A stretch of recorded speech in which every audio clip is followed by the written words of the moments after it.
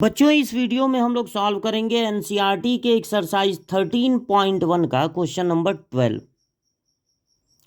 13.1 exercise हम लोगों को बताना चाहती है कंडीशनल प्रोबेबिलिटी क्या होता है। प्रोबेबिलिटी ए बाई बी में ए एक इवेंट है, बी एक इवेंट है, दोनों घटनाएं हैं अलग अलग, और इनको एक साथ अपान में लिखने का मतलब ये है कि बी नीचे वाला जो इवेंट है बी तो हो ही रहा है, उसके साथ ए भी हो, इस बात की प्रोबेबिलिटी। एक बात क्वेश्चन में, एक इवेंट को क्वेश्चन में श्योर कर दिया जाएगा, ये तो हो ही रहा है। जैसे आप एग्जाम्पल के रूप में लें, अगर आप एक डाई थ्रो किए तो 1 2 3 4 5 6 इसी में से कुछ ना कुछ मिलेगा। अब हमने दे दिया कि हमको पता है कि जो नंबर मिला है वो ग्रेटर देन 3 है। अब इस बात की प्रोबेबिलिटी पता लगाओ कि वो नंबर इवन हो, मतलब ये पता है कि ग्रेटर देन 3 है।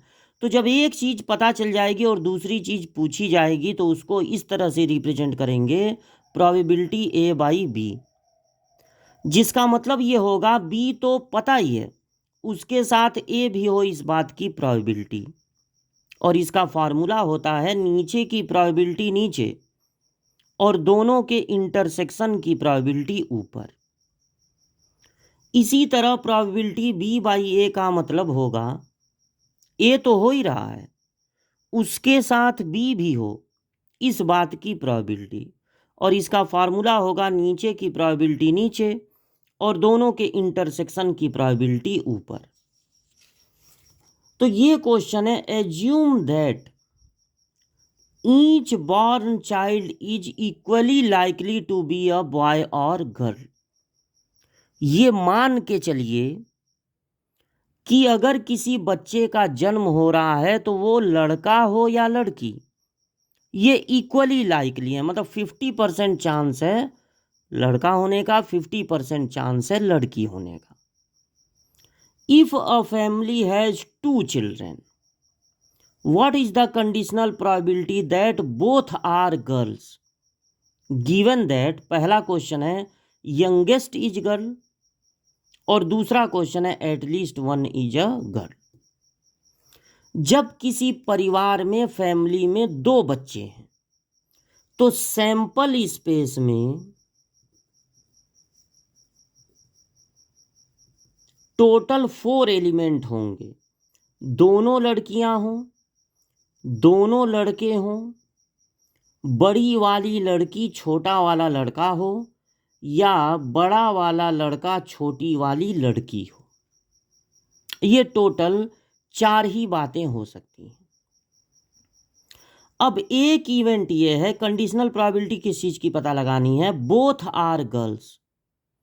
तो एक इवेंट आपका हो गया बोथ आर गर्ल्स, मतलब दोनों लड़कियां हैं, और एक इवेंट हो गया पहला वाला जिसको हम बी से रिप्रेजेंट कर रहे हैं, यंगेस्ट जो छोटी वाली है वो लड़की है। तो सैंपल स्पेस में कब कब ऐसा है कि छोटी वाली लड़की है, ऐसा 2 बार है। एक तो बड़ी भी लड़की हो, छोटी वाली भी लड़की हो, या बड़ा वाला लड़का हो, छोटी वाली लड़की हो। और एक और इवेंट बन रहा है, एटलीस्ट कम से कम एक लड़की हो, यानी एक लड़की हो, या एटलीस्ट का मतलब एक से ज्यादा लड़की हो, यानी सी में हो जाएगा दोनों लड़कियां हो वो भी और एक लड़की हो वो भी। अब पहला जो क्वेश्चन है उसमें क्या करना है, प्रोबेबिलिटी। देखिए गिवन दैट, जो गिवन दैट होगा तो ये बी वाला गिवन दैट है, ये दिया है, और ए वाला पूछ रहा है। देखिए conditional probability that both are girls, A वाला पूछ रहा है। तो यानी पहले पार्ट में हमको क्या निकालना है, प्रोबेबिलिटी ए बाई बी, जिसका फार्मूला होगा नीचे की प्रोबेबिलिटी नीचे और दोनों के इंटरसेक्शन की प्रोबेबिलिटी ऊपर। तो यहां पर आप निकाल लें ए इंटरसेक्शन बी, तो ए और बी में क्या कॉमन है? दोनों लड़कियां। अब इंटरसेक्शन में कितने एलिमेंट हैं? एक। और प्रोबेबिलिटी निकालना है तो टोटल नंबर ऑफ एलिमेंट से डिवाइड कर देंगे, यानी 4 से। और बी की प्रोबेबिलिटी, बी में कितने एलिमेंट हैं? 2, और टोटल कितने एलिमेंट हैं? 4। तो प्रोबेबिलिटी हो जाएगा 1/2। सेकेंड पार्ट है, फिर से वही कंडीशनल प्रोबेबिलिटी निकालनी है जो दोनों लड़के, मतलब ए ही ऊपर रहेगा। लेकिन गिवन में क्या है? गिवन में एटलीस्ट 1 इज गर्ल, यानी गिवन में सी है, तो जो दिया रहेगा वो नीचे और जो फाइंड आउट करना है वो ऊपर। इसका फार्मूला होगा नीचे की प्रोबेबिलिटी नीचे और दोनों के इंटरसेक्शन की प्रोबेबिलिटी ऊपर। तो यहां पर हमको ए इंटरसेक्शन सी भी चाहिए।